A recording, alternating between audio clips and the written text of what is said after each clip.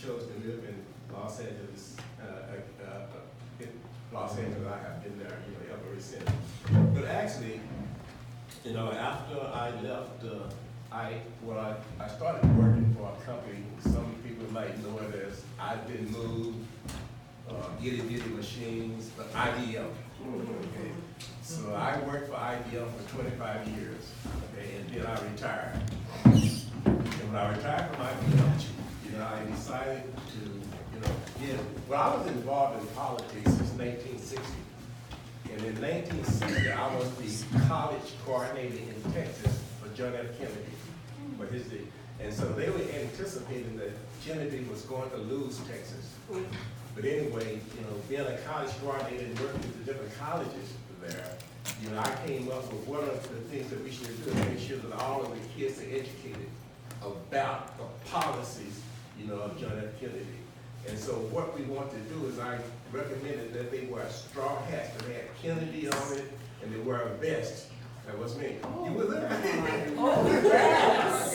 Oh, yes. And so, we ride the buses all day long. And anyone that talk to you about John F. Kennedy, you tell them you have to know his policy and what they are. And so we talked about it and we educated these people. And the thing about it is that even though it was anticipated that he would not win Texas, we won Texas by 186,000 votes. Right. Wow. Right. So we were really, really happy about that. After that, I started working for the Department of Commerce. And so I started working for the Department of Commerce in 1998. Okay. And every 10 years, we have what they call a decennium, which means that we count people in America, not citizens, but everyone who is living in America. And so I was hired as a regional government partnership specialist. Okay?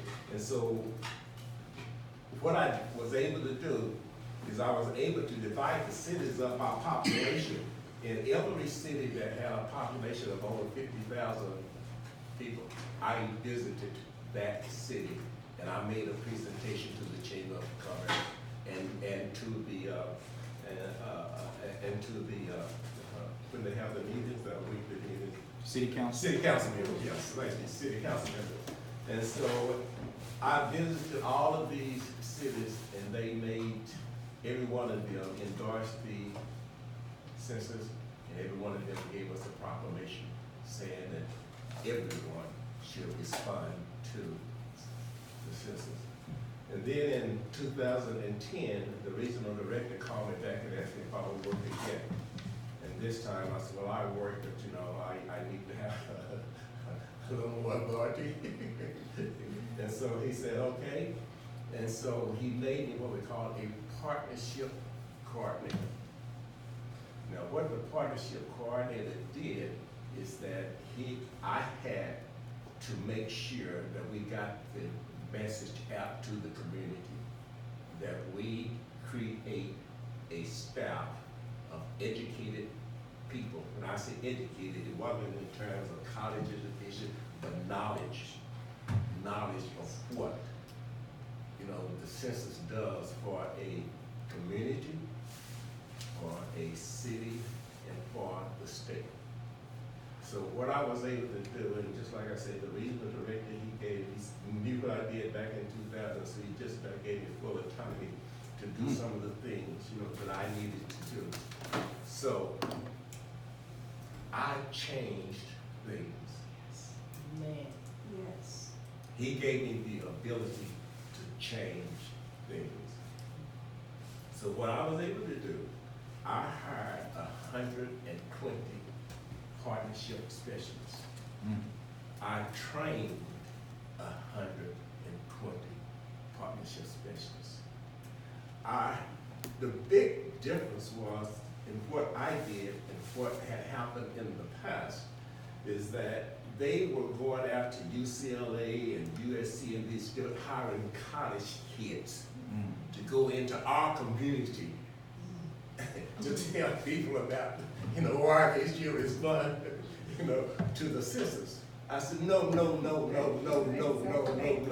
You know, you are asking, you know, our people, when I say our people, I'm not just talking about African Americans, I'm talking about everyone in general, you know, because you have African American, Hispanics, Hmong, you have everything, you know. And so I said, what I want to do is that I'm going to change the dynamics. I talked to my regional director, and he said, okay, Tommy, he said, whatever you want to do, so you've been good, you know, so far you have a history. History means a lot, okay, so you have a history. And so what he allowed me to do is he allowed me to hire these people and to train these people. And one of the things that I said is that in Los Angeles, we have over 420 different dialects. I hired 49 different languages, you know, people that can speak different, 49 different languages. And so what I want you to do, and anyway, when you go out and you're educating people, if you come up, if you find out a language that we can't cover, then you let me know and we'll get someone to cover, you know, to go in and talk to that particular family. And then, you know, one of the things that happened is that they gave us an additional 500 what we call partnership specialist assistants. And they did that in the middle, you know, of the decennial. So now I had to train 500. I had to hire and train 500, you know, a different partnership specialists. They gave me some assistance. They gave me some help. But the thing about it is I had to change the attitude of a lot of the people who were there because they were accustomed to doing things a certain way. And, you know, and I'm going to talk about this, you know, because, you know, I think it's very important because change is necessary. Yes, sir. Yes, right. Yes, We sir. have to change, okay? Yes, sir. Just think about, you know, how the world has changed since we have come into existence. When I came into the world, there was no such thing as television. I'm just being honest. I'm an old man. When I came in, Join the crowd. there was no such thing as television. Right. Okay? Now what do we have? Color TV, Smart TV. smart TV, A cell phone. cell phones, TV on a watch. internet, Twitter, Instagram. Snapping up chatter. As a matter of fact, my pastor told me, he said, you know, there are reasons why people resist change. And he gave me a list. So I wrote down, you know, 3 of them, and I'm just going to kind of discuss those, you know. And it's not aimed at anyone. And he just told me these are the reasons why people resist change. Okay? He said, and they are not in this order, but these are some of the lists that he gave me. And he said complacency. Contentment because this is how It always is. right. When I was in control, this is the way it was done. This is actually the way that it was done. And then he said, you know, he said spite. Yes. A dislike of the person now in charge, a bad feeling towards that person. They, you know, they want to put something in place that I put in place. They want to replace it. And then he said another one is jealousy. Yes. Big time. Watchful, careful, guarding, keeping rights, people to be implemented. Okay. One of the things that he wanted us, well, he asked us, he said, well, one of the things, he said, if you could remember an old saying, you know, that we had, you know, some time ago, and he said, everyone hates change. However, you know, the more things change, the more they stay the same. Now we're French. True saying, say it. Everyone hates change. If they cannot control it, and remember the old saying, just like we just said, the more things change, the more everything stays the same. Okay. this is true in many cases. For example, you know, when we came into the world, we couldn't walk. Look at us now. We went from not being able to walk to crawling, to walking, to running. And so it's not a change, it's the method. It's the method. Okay? So we are not changing, it's just a different method that we are using. Okay? What you do is hide. Initially, you know, another example is that we travel by foot. Okay? Now, then we went from foot to horses, to horse and buggy. Now what do we have? Cars, trains, planes. Different message, same message. Okay. Alan's worth is really two-parted to the community, to the state, the nation, and to the world. To not be ready to accept change. All right. Come on. Accept change. And it's necessary to maintain its existence, okay? This is a government state park. It's a government, you know, state park. So everything that we want is not going to happen overnight. Exactly. Because the government does not work that way. You know, even the governor can present a budget. And the governor can say, I want this.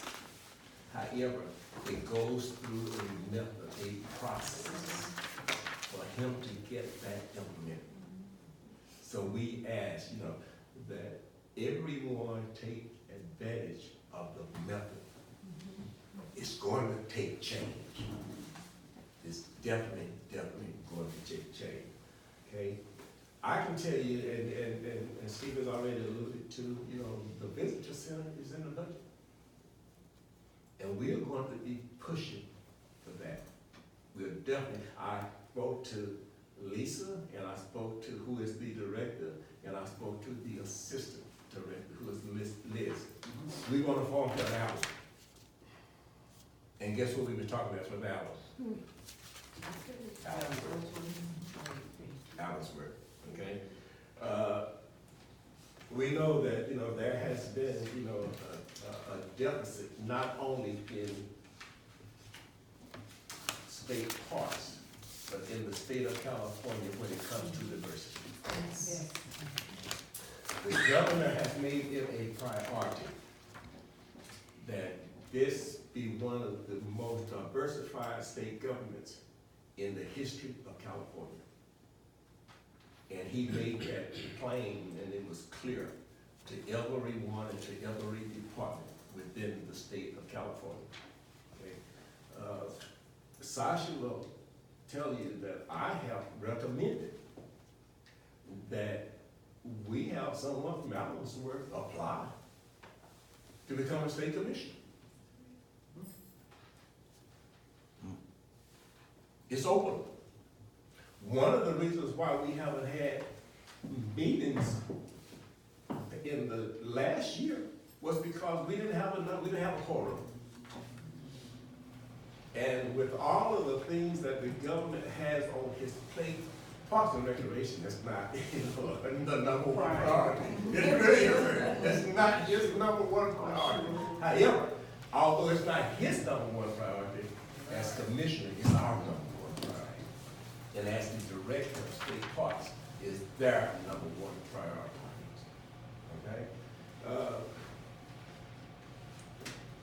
Well, I discovered that there's been a problem, you know, statewide, you know, trying to get minority personnel, you know, in state parks. There's also a problem getting minority personnel in this area.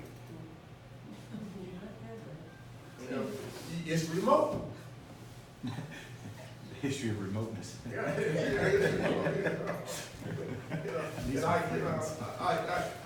I think about some of the things, you know, that transpired, you know, with me. And have you ever heard of BAPAC, Black American Political Association? Who? Black American Political Association. It was started by, Mayor Bradley, San Francisco Mayor, he was the Speaker Willie Brown, yeah, and several other African Americans, but they started Black American Political Association, and they came into existence to help minorities get elected in politics. Now, I was Percy Pinckney, who was Senator Dianne Feinstein's senior advisor. Percy and I were like brothers, right? And so Percy asked me to start a chapter in the Inland Empire because they didn't have a chapter there. So anyway, I started a chapter, and when I started the chapter, excuse me, I can take that. One guy had started the chapter, but he only had, he was president of the chapter for something like a year and a half, and they only had 4 members. 4 members in a year and a half. So Percy asked me if I, would become, the chapter chair and take over, that BAPAC. And so I said, well, Percy, man, just like Sasha, hey, this is a challenge.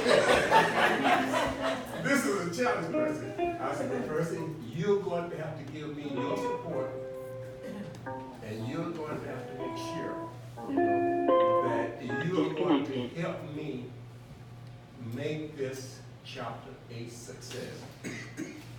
I said, Percy, I'm not going to do things the way that you all normally do things, because how you all do things in San Francisco, how you all do things in San Diego, we might not do things like this in Los Angeles. So the first thing that I want to do is I want to change the name of this chapter. So they were situated in Pomona, California. Well, I said, the first thing I want to do, I want to change it from Pomona, California to Tri-Counties BAPAC. Okay. Now that's going to include, all of the surrounding cities within, within the area that you want me to check, that you want me to take care of. So he said, okay, Tommy, we don't normally do this, but I'm gonna let you do it. I said, thanks a lot. I'm changing the method. Okay. I changed the name from Pomona BAPAC, and the reason why it was Pomona because they had a city councilman who was the mayor, he was on the city council in Pomona, so that's why they had it. And I even got him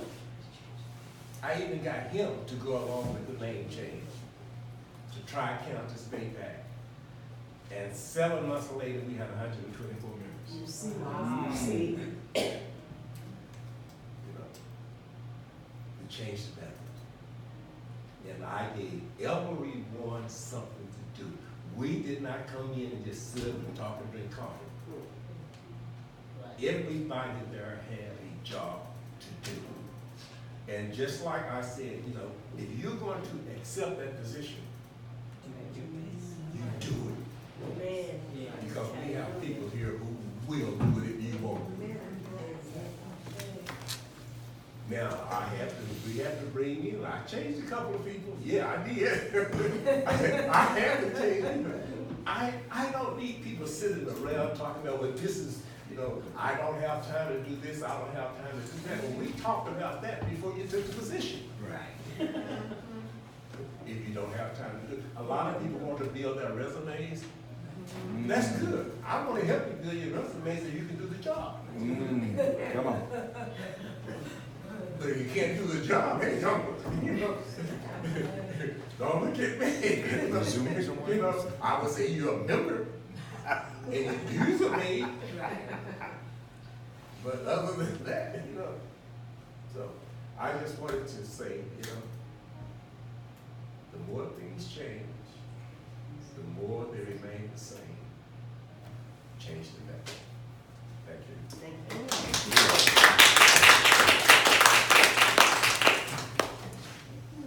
Rude. My chairperson. Well,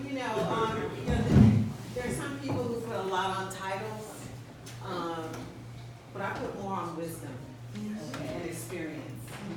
And I am standing on the shoulders of someone like Commissioner Randall and most of you in this room who have experience by primary source experience, as I've heard, and even experience in my school that I had the pleasure of attending because of people who busted down the door so that I could be admitted to the University of California. So I stand on that wisdom and I source that wisdom no matter what my title is. And the parents that brought me into this world, they came from Texas and Louisiana. I'm gonna tell you. Like many people who are in this room and who came to California in search of the warmth of other suns, as Isabel Wilkerson poetically describes that great migration. And this story of Allensworth is a part of that narrative, and I'm the continuance of that narrative, being raised in Oakland, California in the early 70s, the site of the Black Panther Party, Come on. and was the recipient, and continues to be the recipient of all of that work that Commissioner Randall talked about with tears in his eyes. I am honored and I have an obligation for all that sacrifice and all that work to make you all proud and to know that your work and your legacy was not in vain.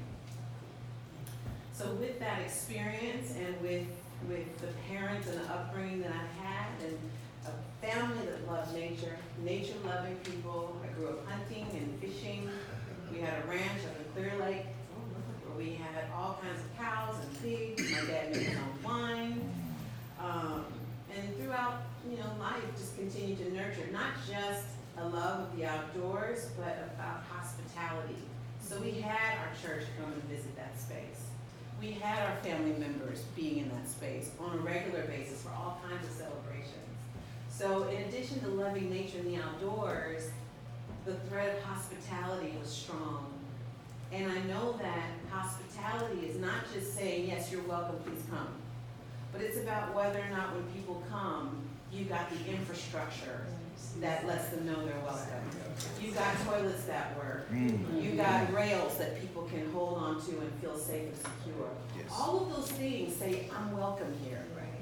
And importantly, that I'm hearing, and I keep hearing over and over, is whether or not our stories are represented in those places. The stories not that someone told us that we should talk about, but the stories that come from our families. And so I just want you to know that I deeply feel and live those values. I started an organization back in 2009 from my kitchen table as a blog using digital technology called Outdoor Afro. And I'm thrilled and blessed that today that organization has grown from that kitchen table blog, and we are in 30 states. And we have a participation network of over 40,000 people. And our California network has visited Allensworth every single year since we started that program in 2012. And so I have so much at stake here beyond my role as a California State Park Commissioner. Because commissioners come and commissioners go. And it is at the pleasure of the governor, and I'm thankful that I was reappointed. And through some attrition, I am now the chair of that wonderful program. And I also want to, emphasize the importance of I am here and accessible to everybody in this room and for all people in the state of California. There are people who come to our commission meetings for all kinds of things. I was just talking to Sasha this morning that we've got the nudists who come to every meeting. Because they come with their lawyers. They come with their lawyers because they want to make sure there's places that they can feel welcome and that people know where to find them. Okay? They use their voice in our meetings. When I went to my first meeting, I was shocked. But this is the kind of accessibility that you have available to all of you as it relates to the Californians. And we have the rights and the responsibility to be in communication with each other whether it be by phone, by email, or you attending a meeting, and then even us bringing the meetings to you. Every quarter, when we have full quorum, we have meetings at California State Parks. Day one is a tour where we spend time with the communities, the friends groups, the staff, the rangers, the interpretive staff, and we learn. And the next meeting, the next day is a public accessible meeting, and it's on CalSpan. So if you can't make it, you can actually watch it on CalSpan, and it's full, unedited glory. So I just wanna make sure that you all understand from the governance perspective of our role, how accessible we all are. And Sasha's got the line in to call us, to talk to us at any time for any reason. Anybody in this room has equal access to speak with us and to be heard in the form of those meetings. Now, I was asked today to talk a little bit about governance and boards. There's a lot of experience in here, and I just think that your message, Commissioner Randall, was so on point about change and about adaptation, about roles. And I've had the pleasure of serving on many boards, like many people in this room. And so this is very general food for thought that I've gleaned. And I want you to know that even as, you know, my own organization, every few years, we've got to take a step back and get some help from sometimes outside resources to redefine our strategy, and to also think about who's on our board and who are the people we need, not only for the board of today, but the board that we need for our future. Now, some of this stuff is gonna be super redundant because, like I said, I know there's a lot of people here who have experience with boards, and so I'm only sharing with you just some, like, again, food for thought and some of the experiences that I've had and that I'm continuing to have and learn from. And, you know, if you think about what boards really are, they're actually key to your success. They are the driver and the engine of any not-for-profit, and even for-profit, but for not-for-profits even more so, because boards can take on the role of staff. They can be working boards sometimes. They can be strategic boards, thinking about the future, the vision of an organization, and then also they have a strong fundraising capacity that they need to always be building. And if you look at what the state, and Sasha, you alluded to this earlier, the state is really looking at your fiduciary responsibility. Smartphone connected.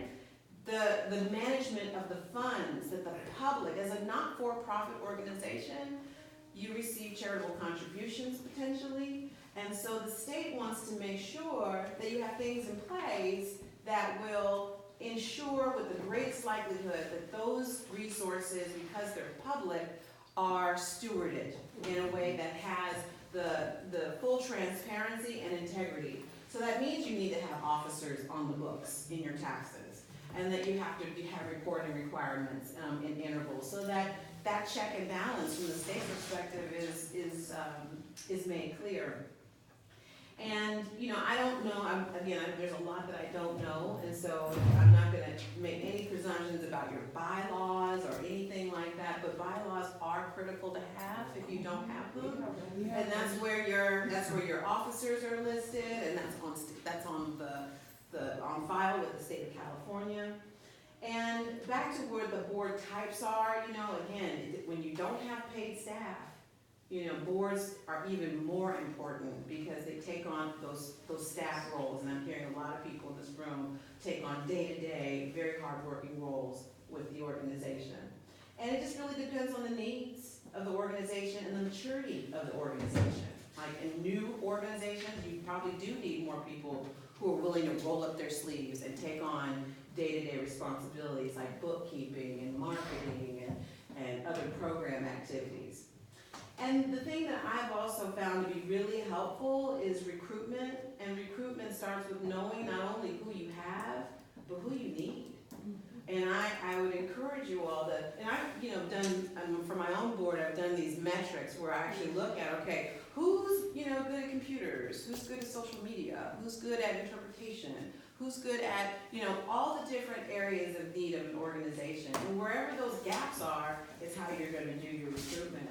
Yet I hear you all loud and clear, and I want you all to know that, you may be in a challenged geography to do recruitment from this local area, But because Allensworth is of such historic, not only, to the world, but specifically to the state of California, who you may recruit for your board can be anywhere, from anywhere in California. And I know that, for organizations like mine and other organizations that have a state or national reach, it makes a lot of sense to do your outreach and engagement from other networks. And I was really thankful to hear that there are some new partnerships that are being talked about between Allensworth and other institutions like the African American Museum in Los Angeles that may be able to provide and lend some resources to build some capacity for you all to get some of the backbone to develop the kind of board that you need for Allensworth's future. But once you get people in, I think it's also important to talk about retention and board terms. I think, we all have had experiences where people have been on boards for a long, long time. And sometimes, it's time to cycle people through and get them, maybe into another role or responsibility with an organization that's a non-governance role. But, also think about, what does it mean to actually keep people engaged, where they feel valued, where they feel appreciated and recognized for their hard work. And then we recognize that, there's a time for people to cycle off, and there's a time to bring people in and recruit for those skills that you need. The other piece I think a lot of boards don't have the opportunity and resources to do that is so important is to evaluate itself. How are we doing? What's the job that we set out to do? And are we hitting the benchmarks that we set out to achieve? And so I would encourage you all, if you're not doing that already, take some time to reflect. And sometimes when your board is so big and there's so many people, you can sometimes just break down into committees. So maybe there's a governance committee or a program committee, for example, and that evaluation can happen at the committee level. And I just, again, want to reemphasize that, boards are absolutely the driver and the engine, and any organization is only as strong as its board. And, while it's great to have people willing to roll up their sleeves and do the work, we also have to have people who are able to raise money, to be powerful spokespeople, to be able to come to California State Park Commission meetings is one example of showing up in the community, but also strategy and really helping to think about what's the future, what's the ask. And I'm hearing little tidbits of strategy. I think that knowledge and that awareness is already here, but how do we get that in front of the decision makers? And how do we help to amplify the voice of the Allensworth community so that people understand that, you all are solid, you all are asking yourselves the right questions, and that you will continue as you have been to steward the resources that are available, because there's going to be more resources coming online, and getting your board to have the strongest infrastructure that it possibly can will position you best to be able to say yes, a powerful yes to the blessings that are coming your way. So I'll just stop right here, and just again want to thank you because again, the narrative of Allensworth, who you are, what this space is who I am. It is who we all are. So the personal is professional in this case, and I want you to know that you have my commitment to be your cheerleader, and I want to see you all at our California State Park Commission meetings, or at least letting me know what's on your mind before those commission meetings, so that I can bring those in partnership with Commissioner Randall to our commission and our director. And I'm looking forward to potentially having a meeting here in Allensworth, because I think that this is exactly the kind of information that we need to hear at the state level. So thank you so much for having us. And I regret I won't be able to stay with you all day. I got a thing to drive home and attend to at home. But if you don't have my card, I want to make sure you have it. You have an open door of communication to me. And thank you for all the great work that you're doing. It's not been easy. It may not have been recognized in the way that it should be, but I see you, and I'm here for you. Thank you. Being a volunteer is one of the hardest jobs in the world. Man. I understand that. It is one of the hardest jobs in the world because you are not getting paid. being a volunteer, you have to have passion. Amen. Hallelujah. You have to have passion for the reason you have volunteered. Okay. Without any passion, you're going to be there a day. You know, some people volunteer just to get their resumes. It's just like, I don't need my resume, I'm retired. You know, I'm having the time of my life. With my grandson. As a matter of fact, you know, my grandson is 2 years old, and I think that he can work my iPhone and all. I'm serious. He's 2 years old. But he uses when he gets up in the morning, he says, "Granddaddy, where's the iPhone?" Hey, Roman, you don't get an iPhone. You know, so just think about that. It's passion. That's right. You have to have passion that you and I have for Alice with. You have to have the same passion. That's thank you. Okay, thank you. Thank you, Lord. Okay. Okay, so, let's see. I wanna get a Visitor card. center. Thank you. Yeah, we should get to that. Yeah, let's do that. The visitor center, there was a concern about the asbestos.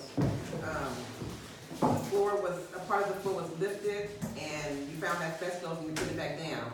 So people are concerned about, is it safe for people to be in there? Yeah, it's in this section of the public don't have access to. So it's behind a locked door, and it's been sealed by the police. That's one of the reasons why we have no permission. It's like, they gotta figure out how to do it. Okay. It's like repainting the schoolhouse. The schoolhouse has got lead paint, so we can't touch it, can't repaint it, we figure out how to absolutely. Okay. Okay, the punch list, Bridget, the punch list was passed out, hopefully you guys went through the punch list. There are some things that were completed on the punch list, there were a lot of things that were not completed on the punch list. I don't have a punch list. That was for me, from but- 2017. I have a copy of the punch list, so you can all say, because there's a lot of things that are on our list right now that's actually on the punch list. And I think if we keep this in front of us, we can stay on top of it, because, you know, we The keep things that hearing. weren't done were things the district did not afford to do. Well, we're gonna still put them on the table, but they may get somebody, right? Yeah, oh no, they're in our database. Okay, great, we got them in our hand. All right, so just so everybody can stay on top of where we're at, you can see a lot of the things are at 0%. So this is all the things that are all going on in the park that we need to keep an eye on and need to be aware of. Some of the things is for the handrails, which is on this list, the barbecue pits, the benches. These are all the things that we're asking for, and they're on our list now. We've been talking about them. So Yeah, a lot now of that these- we a lot of have these are some done. help here, now that we have help here, we have some ears, and you have a list in your hand. So when you get home and you get to your office, help us with the list. Yeah, Schultz. Okay, the barbecue pits were a concern for some people. You had told me that your idea, you know, Russ had said to have maybe a family barbecue area, Yeah. that when people come to the park for our event, they would have to rent, first come, first serve. That was a problem for some people because churches come, they bring their food, but they need a barbecue pit. So they didn't feel like it was fair that when people come to the event, the first person that pays for the pit gets the pit. Okay. Everyone else is bringing a box. Which number is that? I can't even see this, it's so little. I know it's on there somewhere. The barbecue, so, And Russ and I talked about that, instead it depends on what the design for the new visitor center, so I don't spend a lot of money in a brand new kit if we're gonna tear it out. right, So so. we can get the smaller ones. That's what they want. They want smaller ones spread out so that when families come, my family can get a pit, your family can get a pit, the church can get a pit. And we just have one, then first come, first serve, and that means everybody gotta bring a box. So it was similar to what you had, just the ones you guys tore Yeah, out. it's gotta be close. Yeah, just kind of spread them out so different families can use it.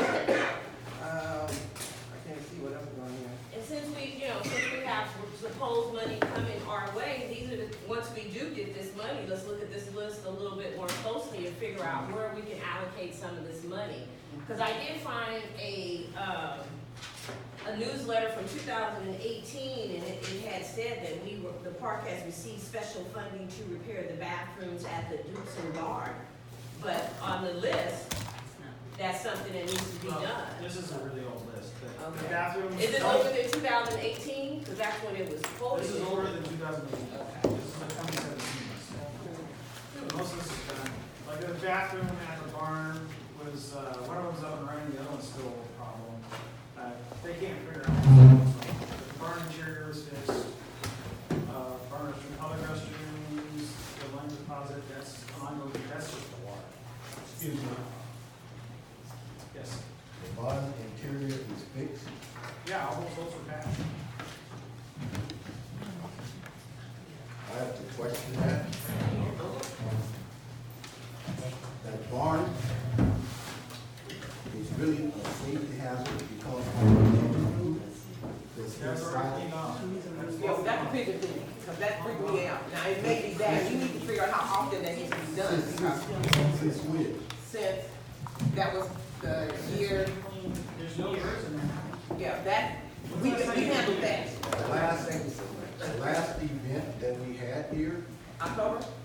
October, I was in there in October, and the stench alone was such that Well, I'll go check it out, but we didn't, I don't remember even opening the barn in October, because we moved the film over to the church. yeah, the blacksmith was there. I'll look into it. Okay, so the bathroom is back? That's all the buildings that you have. The rail car, the, The rail car is a nightmare. Well, Carrot, that's a different story, because that's got The, bats. You the- can't exclude the bats except for, there's only 1 month out of the year where we can move those bats, and that's September. So that rail car will never be of use to anybody, it's horrible. Well, I know that, and I've been working with the biologists to get the bats out of there, but again, that's where the biologist and I have to agree and get the bats out of there in a month, and we gotta seal it the same month. And those little guys can get in almost anywhere, they're hard to keep out of the building. How long have they been there? It's been a while. since forever. It's just an ongoing issue. For this area, they would be on process. They come back, Because they okay. get through the, we'll seal the cracks with, like a DAP or a silicone seal, and we put, steel mesh behind that, like, steel wool, and they'll do that over the years. But then again, the last biologist we had was fighting with me about, oh no, that's bad habitat, you can't touch it. I was like, no, what's in this structure? We can't touch it, we gotta take them out. We had that same argument with the schoolhouse. Yes. And it's an ongoing battle, Yes. it's just the bats that are here are just tough to get. But they're not endangered, but they're threatened. So there's things we gotta juggle. Yeah, you're not talking about that, you're talking about pigeons also. Bats. No, pigeons ain't endangered, we can get rid of those guys. But as far as the poop and all that stuff you're dealing with, All right. Steve, you wanna look into that? Oh, yeah. Okay, anything else on here that's pressing that you guys really want to, well, we Can can we, ask, is there but any way we can get an updated 2020 list since it's such an old list? Yeah, And there's just things update that, you know, we're I'll ask the saying. superintendent, 'cause he's the one who's got the list. Okay, well, let's ask him, absolutely. Thank you. okay, and then once we get the updated, then we'll have more information. Then we'll have a more clear idea. Yeah. Okay, additional trees in the park. Okay, are some of those trees there in the underground area? And did you guys figure out why they're struggling? Yeah. Some of them are dead. Some of them are getting too much water, and some aren't getting enough. Some of it's also the species. yes. We planted the fastest growing trees we could find, and they get shade quicker, Okay. and we're not doing as well as we thought we would do. I think only one of them is dead right now, but we won't really know until some time. Some of them were vulnerable. Okay, now, Russ had said whatever trees died, state park will Just replace. Yeah, we're just gonna replace them. Okay, and when you wanna place the two in front of the colonel's house, because we were gonna buy them. Yeah. I'm waiting on the maintenance chief to finish that water line. There's no reason to plant trees there unless they get water. So that Okay. is on his list of things to do, to get a new water system there and a new timer. Ultimately, all the water system here should be on timers and automated. Because right now, we're having to go around and do stuff like that. But Steve, you guys had invested in someone coming out doing water sprinklers and all, I mean, not sprinklers, but water lines. And you still having problems with it? No, we haven't done that yet. Okay. And part of the problem we found out, and I think I told you guys before, the contractor who did the campground years ago used hose instead of PVC pipes, and that was one of the problems in the contract. Well, that's what I'm saying, he needs to come back out and fix it. Oh, that's it was done in the eighties, it was probably. Okay, vendor row, the vendors are complaining about that water and electricity. Do they There's not weather have there, water? there's water, but there's flooding and these electrical cords are running across the water. Yeah, there's been issues out there with electricity. Some of them are overdrawing what the system is meant to do. They should be,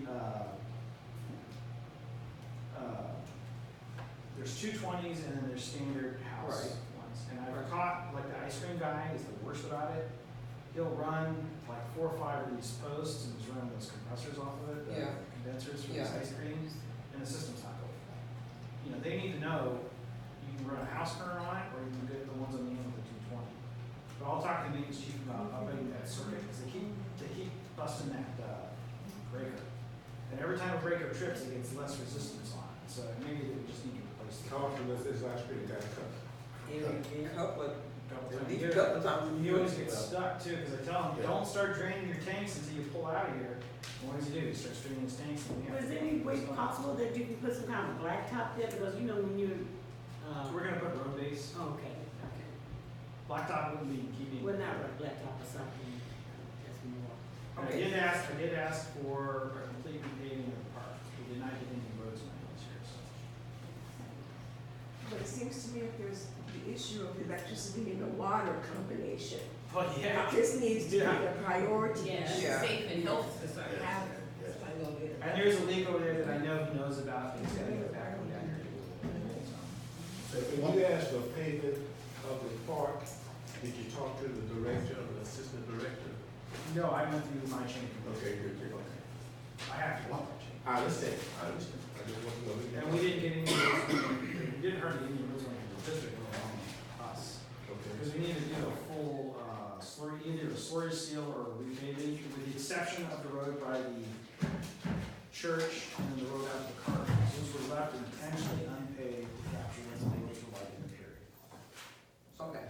So being we're talking about this, the problem with that setup and what's really need to be done is figure out where is your historical zone?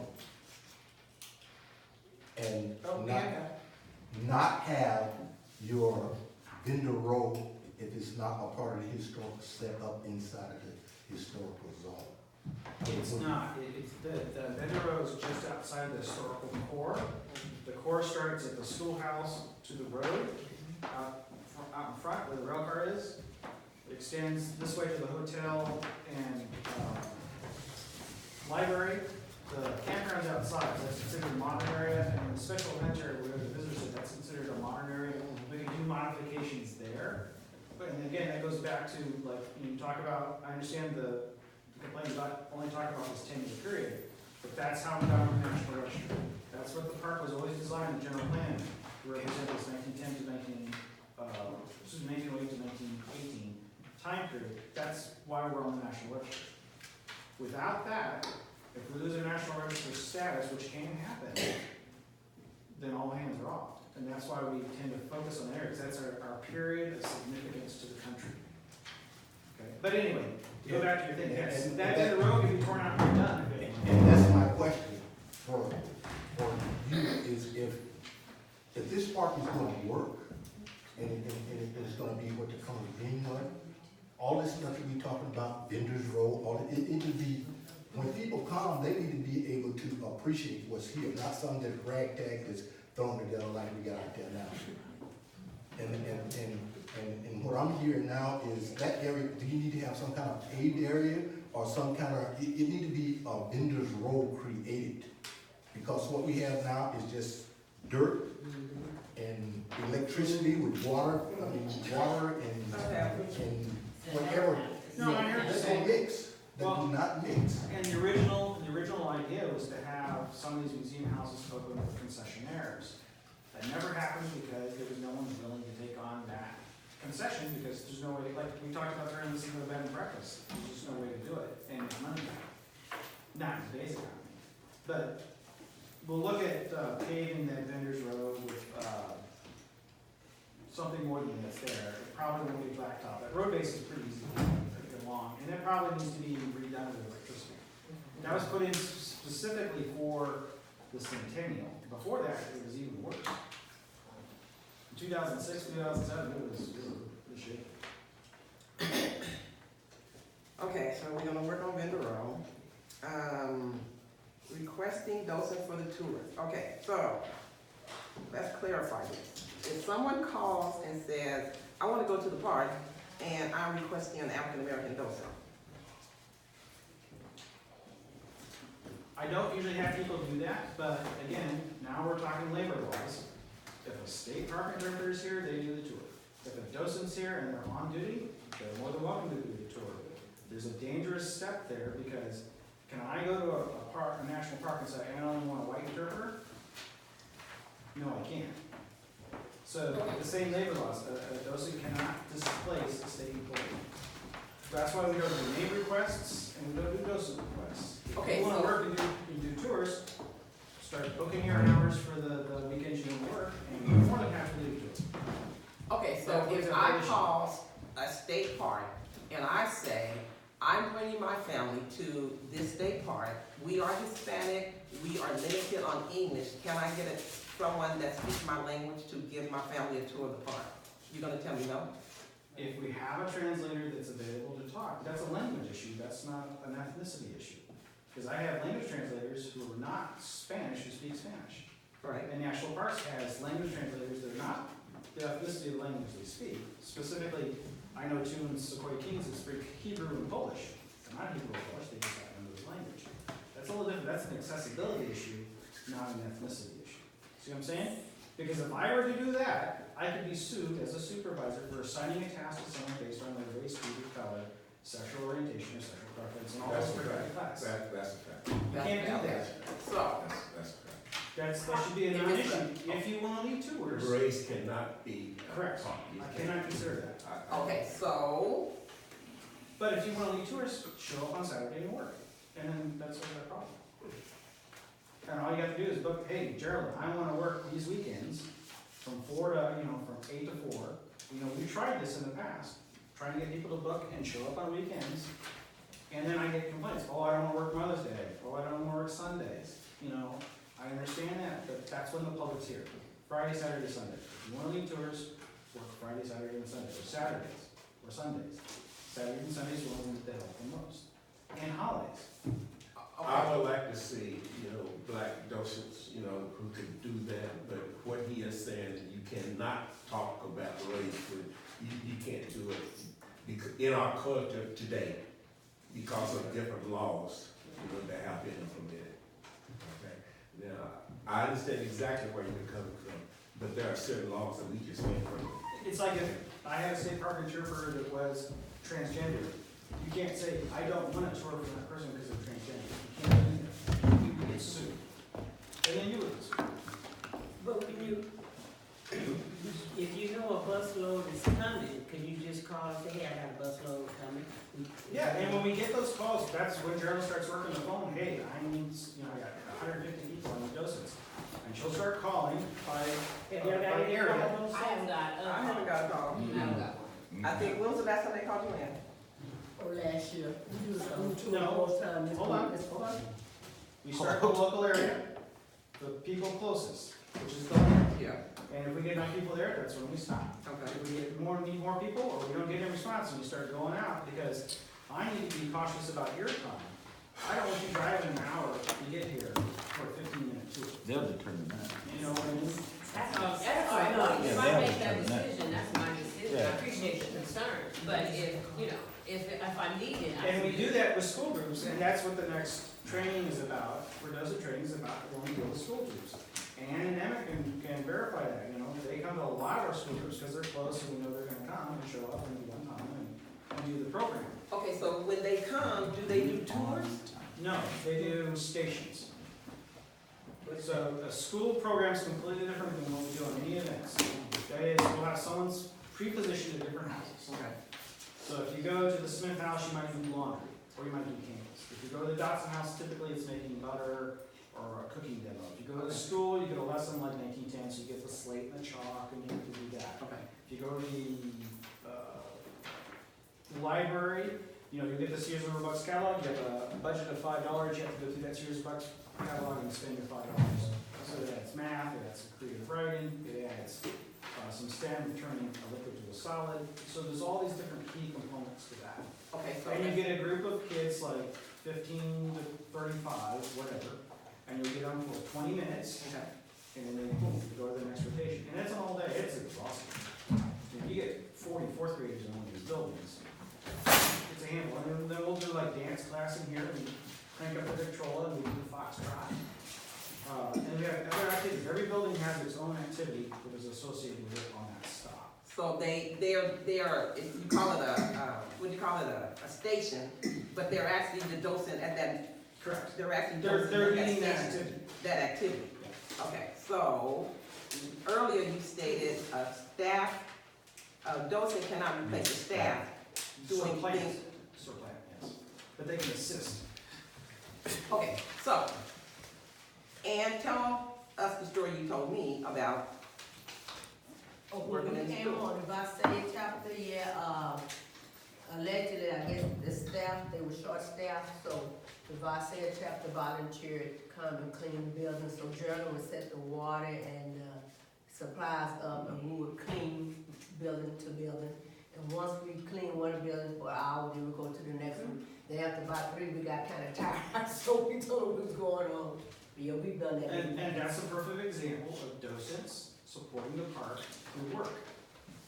Okay, well, my thing is, That's not the plan. where was park staff when she was mopping No, floors? she left. Would they help her mopping We floors? cleaned the Yeah. house, we No. cleaned it. Did Geraldine help you mop the floor? No, Gerald she just cleaned said everything windows up, the materials and the cleaning agents and left, and then we cleaned it So up. I've been here We cleaned up for, 3 museums and then Well, we might we be got somebody else tired. clean. Yeah. you may not have seen her, but she was cleaning. Well, she may have been cleaning other museums, but the one where Yeah. the Visalia building I was cleaning, she wasn't. Okay, so who's supposed to clean these buildings before we have an event? Cause they're like dusty, they're terrible. All the buildings they clean right before the event, and is Geraldine, Sarah, the dance, parkades. Fortunate thing is, we live in a desert, and as soon as you clean these buildings, they're gonna be dirty tomorrow. I can testify to that, because when I stay over in the drugstore, I will sweep and clean, the next day, there's still dust they get in. Part of that's the environment we're in, and anytime someone comes in, they're gonna track in dirt and all that. I have asked for additional staff to help with that. And we used to do that with the docents, we'd call up, and there were some people that didn't wanna talk to people, didn't wanna be able to involve with the public, they only wanted to do something, like cleaning. And that kind of fills it out, people stopped responding to the calls. So now, is that person included in the 4 people that you said? Yes, right now, assigned to this park unit, well, I'm a district employee now, not a park. There's a maintenance worker 1 and a state park interpreter. Okay. We have 2 seasonals as well, but they're not permanent, so they. But I'm just talking about addressing what they are talking about. Yes, Is yes. That's included in what you're requesting. Correct. I have requested an additional park aide to do Correct. that kind of cleaning. And a museum tech would be even better, because a museum tech's trained to do artifact. I'm sorry, I didn't. I don't know what's a good resolution here. But I do think there needs to be some sensitivity to the unique nature of this park. I fully understand the legal guidelines that prevent us from being racist in our approach to who leads tours. At the same time, one of the things that I have encountered in conversations with people, especially in the Fresno community, they come a little distance to get here. And I am in contact on an ongoing basis with a woman who's got 3 generations of family with a history coming here. She grew up coming here as a child. Her daughter was actually my first point of contact. She tells a story, she's now 30-something. She tells a story of coming out here as a child. There were so many people here. She couldn't see the feet, the ground of her feet. And she never knew the experience of coming here. and not seeing a black docent. Because of that, she understood more of the history. It's about people seeing visually the representation, and this happens a lot. There's a list around that I sent around of the different towns, those that have museums. That's the stuff they do, and people come for that experience. One of the best people that I've ever seen do that work is our Susie. You go into her house and you step back in time. It's a rich, an incarnational experience. She's one of the best docents I've seen anywhere in this country. And I understand the legal guidelines. I also understand the power of that experience and its role in teaching people about the history. Why is that an issue now? Because second generation to 30-something is now sending her daughter. They're getting ready to send all the 4th graders in the Fresno Unified School District here. She has contacted me because she has a concern. She's heard through the grapevine that they don't see any of us anymore. She doesn't want her daughter coming to have that experience because it teaches them that we're invisible, even in our own town. And I'm not saying that's the intention of anyone. I'm saying that that's the impression that's being conveyed. So we've got to come to some point of sensibility that enables us to make available something that's satisfying this very critical need in the educational and interpretive mission. Steve said that you can have a docent to accompany, you know, the staff, so that you can have a docent to accompany, you know, staff. Well, and that goes back to regular scheduled hours. Okay, scheduled hours, okay. Regular scheduled hours. But if you get a docent, you know, within those scheduled hours, that would be a preference, right? Yeah, my thing was, if you want a docent here, and not just go to the FOA events, because that's only one small portion of what we do, show up one Saturday a month. We'll throw you in a costume, period attire, we'll get you all decked out, you man the visitor center, and you take anyone who shows up. So it'd be an awesome way of doing it. We've been trying to do that for years. What about But when people people are keep here around. on the buses and things like that, when, you know, like, okay, we do our bus tours and the buggy, horse and buggy and whatnot. To have a docent on the buggy or on the bus is really, really important because you have a captive audience. Well, you know, and I'm glad you brought that up. We did it one year as state park staff because we were, and it has to do with the money trail. We were collecting the fees. We paid for the horse and buggy. We were collecting the fees. Association money and state money can never mix. Okay. So we did it. We proved it was viable. We lost money. We took a hit. We lost money. The next year, FOA took over and did the rental. I know Sasha and I talked about this, about putting a docent on there, and that would have been fine if no one was willing to do the work. Well, I did. Yeah, you But did. they And came it was to not me. very comfortable. But I would do it again. I mean, but we have to have a docent. And like the lady said, why should I pay $10 to get on here? I'll have a docent when I could just get on the bus for free. Believe me, we're not gonna turn away free labor. If you wanna come work on Saturdays and Sundays, that's when we're busy, that's when we need you. Call and schedule your hours. Like I said, you have a volunteer service agreement, so we're on file unless we need in here. If you don't, we'll get you one. We can get costuming for you. If you wanna wear it, we've got policies, legal, vests, and state park policies, volunteer. But Steve, I was saying that if you got a busload that's coming from Bay Area or down south, can you call and say, hey, we got a busload that's coming in, can we get somebody out there? I'm pretty sure anyone could just say, okay, I'll be there. But just to say, you know, Come and sit. come and sit, and you might not, nothing might not happen, you know, everybody's busy, and this is volunteer. But that's the nature of the work. But can you, with a bus load come, Yeah, can we you can- call and say, hey, it's a bus load coming, do you got anybody that can come out here? Simple as that. Again, if it is necessary, yeah. You know, if Geraldine's here and she's here to do the tour, that's her job. She does it. So basically what you're saying is that, in your opinion, people will continue to come to this park and see white people. Right. That's what I'm No, saying. that's not what I'm saying. Well, but if the buses are coming in on a Thursday, I was sitting at the store one day and a busload of seniors came in, and when they came to the store, they were like, where will you be? Well, and you're assuming we know that the bus is gonna show up too. That's a big assumption. Oh. There's a And lot five of- passenger buses roll in here with With no- no? Yes, I had one time I came in here We had 300 and some odd Chinese tourists that showed up. But maybe We they have don't no really want a clue. tour. Maybe they don't really want a tour. Maybe they just here to look Well, and around. there's a lot of people who don't want to tour, they don't want Right. to talk to anybody, they just want to sit and enjoy the quiet. Right. Well, evidently, they were expecting to see the black people, because she said, where were you? Come on, we gotta be So I'm real. not a part. We gotta be I wasn't a real. part. I didn't even know you guys were coming, so I wasn't a part of that. Gotta be real. And they were not real happy. Allensworth Park is made up of whom? Why do we have Allensworth Park? It's because of the African American kernel. Okay, people come to see the culture, they come to see the background, they come to see all of that. They also come to see what we know about our own culture, and we need that. We really do. That we really need. The solution is, you show up and you put in the hours. I That's can't the only control. solution. The solution can't be nothing. I can try and call people, but you gotta remember, you may be getting a call at 6:30 at night, saying, I got a bus coming in tomorrow at 8 o'clock. Well, let's try it. If it don't Yeah, work, let's then try it it. don't work. So some of us can come. I don't think Yeah, everybody, some of us I don't will think come. everybody's come that scheduling. I have a park to run on a day-to-day basis. It's difficult. I will try it. But the last time that we did this, I got no results. It never This came is a to me. different I've never time. gotten This a is call. what- this is a They different come, I time. got a bus full of people come. It's I've never gotten never it. It's a different time now. And we've got different people who are more Yeah. flexible. We'll give it a shot as much as we are able. Remember, we might only have a 2-hour window. Steve, have you ever called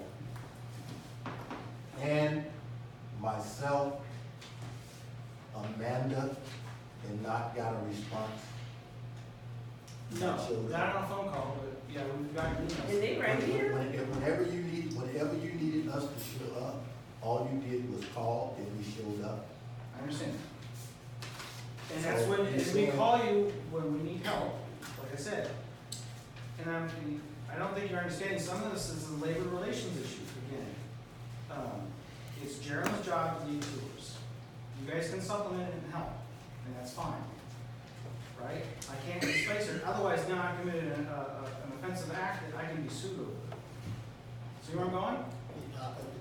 Yes, I definitely understand, that. Well, why can't we do the tour and she just be there? Right. That's part of that. Why can't she just be there? Because that doesn't work that way, now you're displacing the employee. But that's in her bargaining in the contract. That she Volunteer gets to cannot lead. lead to the place, what's in her job description, that she leads the tours on a daily basis. Well, she doesn't have to be replaced, but the motion can interject and say Yeah, they can- things that they And feel. she's gonna have to be on the tour necessary. anyway, but she just don't typically have keys. Right. In all cases, so. Okay, So so, we'll try it, Yeah, we'll but- try it out, we'll try it but out one more other thing often. too, is Steve, I want you to make sure that you call one of them when you know a bus is coming in, so that they can. And we always call see if when they we have can school get- tours and all Okay, that. great, okay. So- What's the threshold, do you think? Any bus, a bus over 50, a bus over 100? Well, she stated the threshold there, if somebody specifically called and asked for. well, I don't think they should have to ask. I think if a bus is No, coming, we should know. For his threshold. Yeah. He Specified for Yeah, him. he knows. Right. Yeah. Yeah, Other than that, like you said. what do you think is the threshold to start calling docents? Because for 2 or 50, typically is 2 people. Under 50, you don't usually panic too much. Now, 300, 150, yeah, that's when we really start.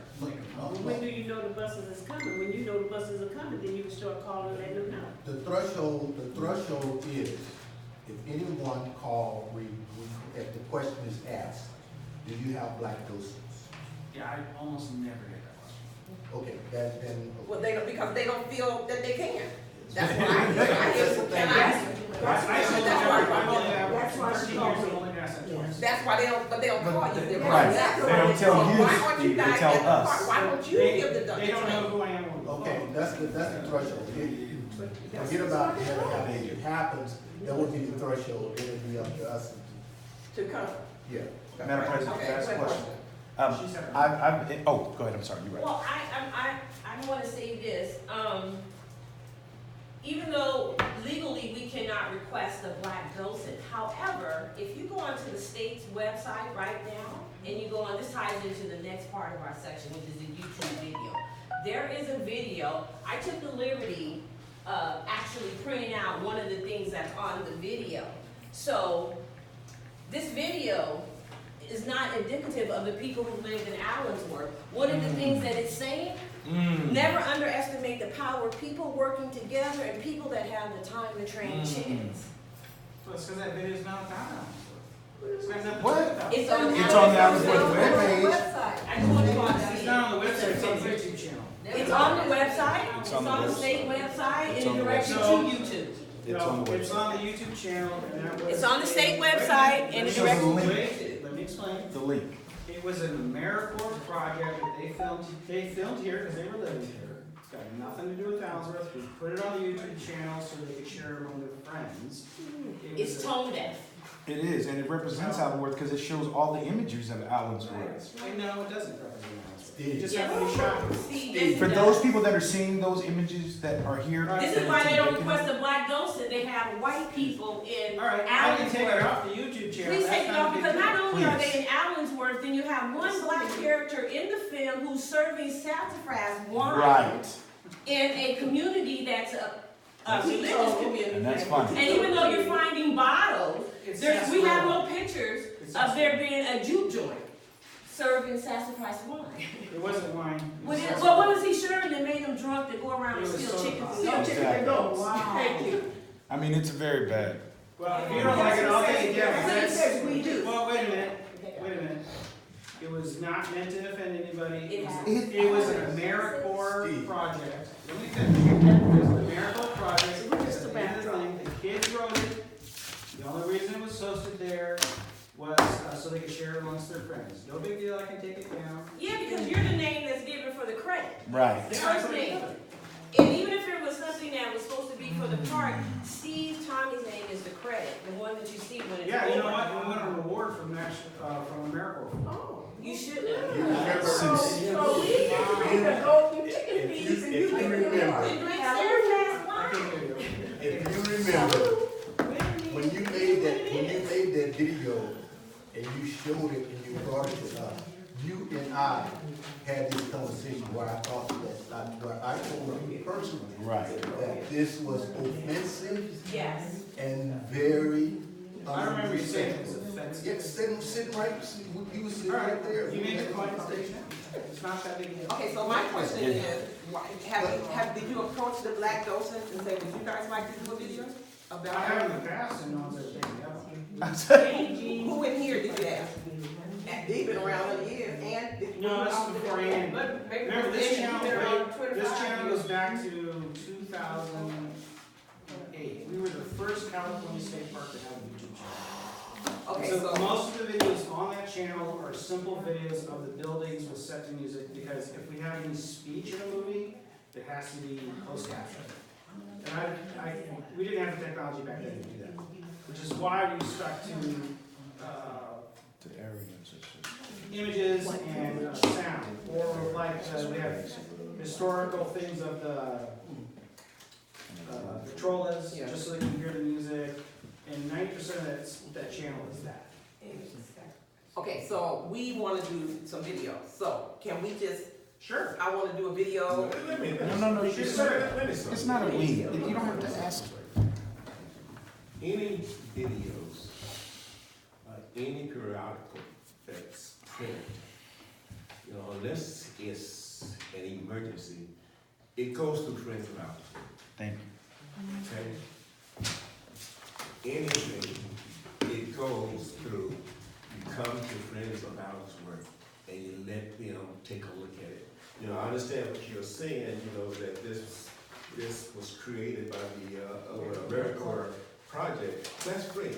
They can create it, but if it's offensive to Friends of Allensworth, More than- we don't put it on YouTube. Simple, very simple. Cause it's not just us, it's the public. The public is like, why is this, what is this? Okay, that's all. It's all. Yes. It's all. It's all. And then, man, can I just say this too? That to me goes to, we're all here volunteer, but however, the state is running the park. So this is under their leadership. So not only do we have to come, but maybe the state needs to have some more training on how to deal with a Pacific Black Park. Because even when I've taken tours with some of the state representatives, they will not mention the history of the kernel and the black aspect of the park.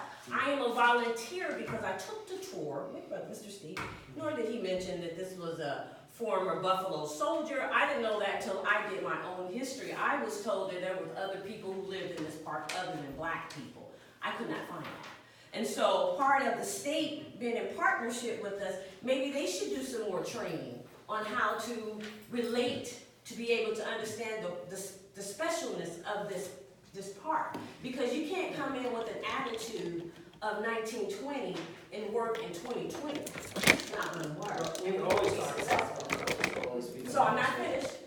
So I do believe that we all as a group collectively need to do some training so we can learn how to communicate and work with each other in an effective manner that has to be exchanged. It can't be, this is what we did back then, because we're talking about now. And you have a whole different group of people, and we have different, more progressive ideas. And so those type of things, I think as a state, we all need to come together and work with. Well, you and the superintendent, you all are partners. Yes. You're partners. Yes. Yes. And you have to work as partners. Yes. You know, and you have to let each other know what is going, you know, what is happening, you know, with Allensworth. Equal You know, autonomy. because if Steve doesn't know, and if you all doesn't know, then, you know, we don't know. You know, we have It's a problem. guessing game. We have a problem. One of the things, Hold on a second, let her go. Closely related. Before I ever set foot on the ground in this place, I knew that this place was created along the lines of Booker T. Washington's vision. And that it was supposed to be a monument to black self-sufficiency with basically 2 rules. Don't buy what you can make, and make the best quality of whatever it is that you generate. So I came here also as Pan-African Studies professor, excited about hearing how it was that Colonel Ellsworth came into contact with Booker T. Washington's vision. And what I got, my sister was with me, the person who led the tour was a part-time janitor. I did not come in here saying I'm Dr. Brown, I just said my name is Joy, I'm coming forward to her. And I remember specifically, it was chilling for me. We went to the schoolhouse, I pointed a picture of Booker T. Washington, and I said, who is that? And the tour guide said, his name is Booker T. Washington, and I don't know nothing about it. Now, that's my lived experience. Okay? When I went through docent training, the person who led the training, because I wrote letters to complain about this, and I had the right to. Never got a response from anyone. Never do. But what I did get was to come into the docent training, and the person who led the training, well, people come into the park and give you a bad time, but once they leave the park, what they say don't matter. That's what she's saying. Wow. Now, see, why don't people come and ask? Because if we feel we're gonna be dismissed, to me, it shouldn't matter if all I went to the 6th grade. I should have been able to get more information than that from the person who was leading the tour. But if that's the training that state parks is providing, we have a right to object. Not only that, I wrote a letter. So did I. We actually wrote a letter. To this day, Nothing. I have No not response. received a response. Wow. Not a letter of apology or anything. The young lady who took us on the tour, who didn't know much, she was absolutely wonderful. She tried to explain as best as she could what she knew. And she was absolutely wonderful. She needs to be commended for the job that she actually did. We even gave her information that she gleaned and really took it to heart. And I really appreciated that. But what I don't like is the fact that if someone writes a letter to the state and complain, at least acknowledge that you received it. Acknowledge that, hey, don't dismiss me like that. And I'm Dr. Sandra Drew. I'm not some little local somebody, Come on, Doc. you know? We We work hard for all of Let me this. address, But let me respond to you. I really would have liked an answer. I have never seen that letter of complaint. I think it went to the division chief. Hold up, went to hold you. up, hold up, Steve, you and I had this conversation about that letter. You Wait a minute. said the letter went That's right. above your That's right, head. it went above my head. But you seen it. I saw, yeah, you're right. I remember this is the one from Troy. I've got some other ones. I wrote up my response, it went to the superintendent, I don't know where it went. Oh, yeah, it's time to go. Because it has to be, you're right, I apologize for that. I was thinking of another incident, and I was supposed to lead your tour that day, but I was dealing with an incident down in Toledo where we had a Thank you. So, Madam President? But I- I do want to say Oh, one sure, thing go ahead. about the guide, She was neither hired, nor trained, nor qualified, nor compensated, strictly speaking, Right, as a person who was there to interpret history for us. right. But she told us that she would follow behind the tours as she's cleaning the buildings. And she listened and she learned. And I don't think there's a black soul in this room who can't have respect for what she went through. Exactly. What I feel is that for her to be put in that position, to do that in order to save her job, is a scandal on this ground. We know what it's like to be treated like that. I'm just cleaning the buildings. Well, now all of a sudden here comes our rate. Now who put you out there? How do I know she really wasn't trained? How could she say to me, in a place that was supposed to become the Tuskegee of the West? Come on. That was his vision. Come on. His name was Booker T. Washington, and I don't know nothing about it. And that's lack of training. Yes. And just to add to that, I've also been cleared to be a docent, and I've yet to receive an invite to do that responsibility. I've been cleared by the state, letter was received, I've yet to be given a The responsibility. email, you need to get in touch with with Geraldine, because your email keeps bouncing back. We got training next week from 10 to 3, bring a lunch and close the work in. You know, I have a hard problem with that. Do you know in this weather and whatnot, do you know what we came through? That's Yeah, be. that's my question, why you do Yeah. those in training in the back? Because people from up north, the weather's That's always dangerous. That's Foggy. horrible. I'm trying to get training right before the events as much as possible, because then things are fresh in people's minds.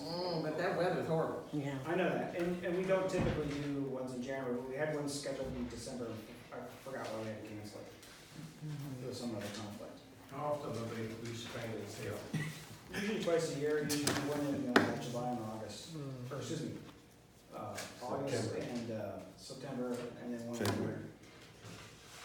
Well, can we move that to like April or something? I mean, we got I wouldn't come from Oakland in this fall. It was scary It was driving scary. there. It was scary driving this morning. I passed the drive twice trying to find it. The training, when it's scheduled, it's not an opportune time No. because of climate weather. Exactly. Correct. Right? Well, That's ideally, what we'd be it's doing it the same month as the events, but You stay then in, people that's what come I out got. here. We used to do that, but people, the It's attendance almost started really perfect. high.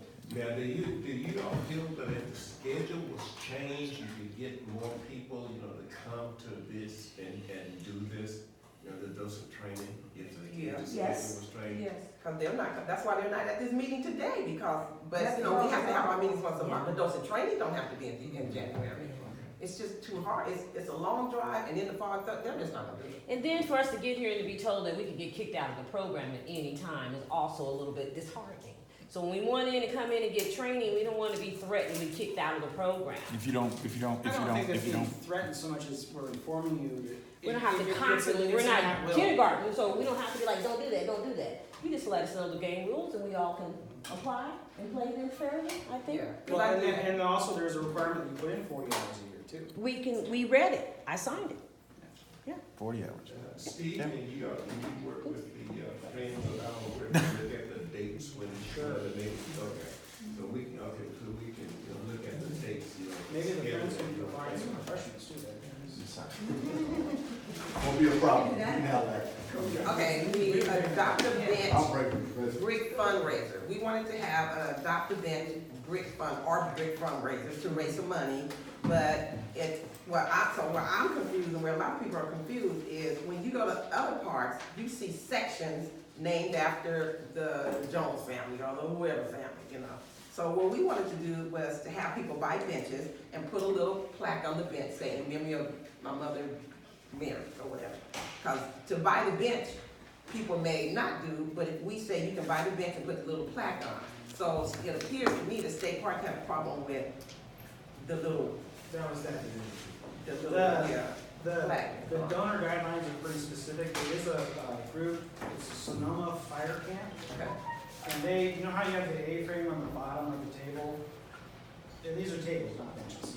But you know, they have the A-frame, you have the table on top, the two benches on the side, the little right. cross beam. Yeah. They will engrave that person's name on that. So when you get enough money to buy a table, they will engrave it on that frame. So if you imagine that as a, When you're sitting on the bench facing the table, it'd be like, this side of the table? You know, the frame But is- they sticky, you get stuck spinning all up, you sitting in the benches now. That's a hazard. whatever it is. so this is the table, right? This, Yeah. they put it right here. Oh, that's, so when you walk up on the bench? When you walk up on it, you can see it. Okay, those are the tables that are over there at the, It's the same design. okay, so this is the problem. And I'm trying to solve a problem and raise money. This is the problem that I'm hearing from the elderly. Baby, I got off the bus at the Colonel's house, and I was trying to make it to the store so I can shop. Girl, my knees gave out, I just, okay, so what we're saying is, why can't we do the bench fundraiser and put these benches so these people can walk so far and rest and walk so far and rest? Especially if we don't have a bus to move these people around this park. We gotta have a bus to move these people around this park. But even though the bus is running, it gets full, she can't pick up. So if old Miss Mary is trying to hobble from the Colonel's house to the store and she can't make it, there, you just, If you what's recall, we had this talk with Ken. I was all in favor for benches, but not, I don't want 36 of them. You know, we need ones at strategic points. And his argument was, well, and actually I got in trouble because we used those benches that the AmeriCorps made because they don't have armrests. And Right. ADA requirements require that they have armrests. I think Russ can probably, is a little bit more lenient about that, but there's a whole deal with benches with the ADA requirement. As long as we strategically place them, like I said, we don't need 40 of them, we don't want 50, but like maybe a dozen, I'm thinking, something like that or less, that are strategic. How do we Then I determine think the that numbers? would How do we determine the numbers needed? Thank you. How do we determine the numbers benches needed? Like, is it just based on Steve saying, I don't want 36 benches? Or is it No, it's based on, again, information collected from the people that visit the park? no, That wait a minute, experience the I'm walking? trying to answer that. Okay. We have to consider the historic landscape of the park. Anything that goes in the historic core of the park's got to get reviewed by a historian. Right? Okay. You understand that? That's why I get. Okay. So the benches not only have to keep with the design of the period, or should keep with the design of the period, how's it going to affect the visuals and impact the other traffic and foot traffic? And now, for the 2008 centennial, we got away with putting straw bales with covers over them as benches, and we have them every 75 feet. But that was a single event, and they were temporary, because then we could take them out of the park. So I don't know the answer to that. But again, we have to be very careful, because then you get so much clutter in the park, it detracts from the visuals of the park, the historic visuals. You know what I'm saying? But as Does that it's make growing, sense? we're gonna have to accommodate. Right.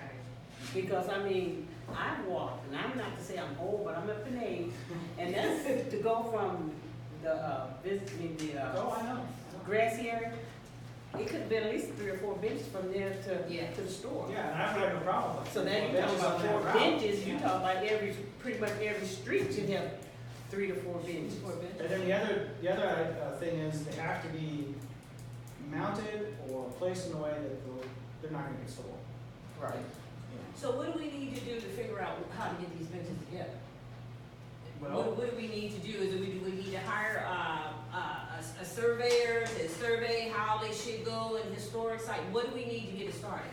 I'll talk to the superintendent, we'll probably have to get someone from the service center to do, from ADA, to give us a recommendation. So can we get an update by our next meeting in March, what he said? Because we don't want to just say these things and throw them out and we don't have an update on what happened to them. So March 14th is our next meeting, can we get an update by the 14th, what he said? I will talk to him this week. Perfect, cool. I just wanted to say something about the benches. In Boley, Oklahoma, which is my in-laws, the Marzettes there, and yes, I saw them on the list, yes. And they are actually doing benches there as a fundraiser 2020. So that's exactly what they did. So my husband recently passed, and from there, they're like, okay, I would like to have a bench in his name, you know, and you know, in Boley, there's a lot of empty buildings there. But I'm just saying about as far as the benches are concerned. Let me back up a little bit, benches probably won't have names on them. Well, no, I understand, but I'm just saying, but an example of the importance of the benches. And even if they don't have a name on there, I know that my family, you know, donated that particular bench in Allensworth. I may be here on a tour and say that's my family bench. They may not have a name. Because we could put up a plaque that lists all the names of The the names donors. of those who donated That's benches, usually good, right? we can put that to the visitor, no problem. Yeah, that would be That's wonderful. generally how they handle donations. So, these classic garden benches are generally, you know, the ones that they show for being built in that time. Mhm. Or is that a, you know, I'm sorry. Yeah, is that something we can do in part? I'm not gonna say whether or not I think so, but it's the superintendent's gonna have the final say on it. The only problem with those is they're hard to maintain. You have to also remember that at one time, at the time that Mrs. Allensworth was here, there was no ADA component. But now there is. And it fits those chairs. Well, those type of benches also are kind of hard to maintain. Yeah, And they have to be reasons- weatherproof, they have to be. I think the thing that Ken had come up with was a freestanding cement structure, basically a cement bench. Okay, that's gonna be a real hot on your butt in July. And one on the back too. Yeah, I know. That's hard, period, on your bones. Yes. That's why, well, like Old Town Sacramento went with, they look like loading platforms. And they're just a small square wooden structure. Wooden or metal, or The wooden wood. or, like, The wood. what's hard on the back, that's right. Oh, I know. And like, I know people that have had hip replacements, that just not. Yeah, that's not gonna work. I understand. And I'm gonna, And there's two schools of thought, either go completely modern, something that looks out of place, yeah. so you know it's out of place, it's not part of the park, or you go with something that's more. But that's something that, you know, that's something I've been in favor of for a long time, just like I said, we have to be careful, because when it gets so cluttered, See what, and it affects the visuals. Okay, speaking of visuals, in the master plan, it said that there was supposed to be trees surrounding that parking structure, because it was not supposed to be visual. But all the trees are dead, Parking structure? where we park over there. In the master plan, the Oh, you idea mean was parking lot. lot, that was supposed to be surrounded by trees, so it wasn't visible, but the trees are dead, so we're not following all rules, are we picking and choosing what rules to follow? I'm Otherwise, trying those to trees stay, need to I'm get trying back to up stay out there. of trouble. Well, okay, well, otherwise, those trees need to go back up there to block that parking lot. Yeah, they should. Okay, so, Eucalyptus. well, whatever they need to do, because you can't say, well, we're gonna follow the rules over here, but we're not gonna follow the rules over here. But remember, the parking area is outside the sort of core too, so we have a lot more to do. We wanna plant trees over there, it's gonna get walk. Okay, well, that's what the And y'all need to get master some plan big said. trees to the little bitty tree. Okay, so we already talked about updating those, how much does it cost for the public to rent this hotel? Depends on the size of the group, it typically runs $300 to $500. $300 to $500 a week or what? That's per, A night. that's per how many people? to rent a hotel. That's per how many people? Usually it's 6 people, the minimum would be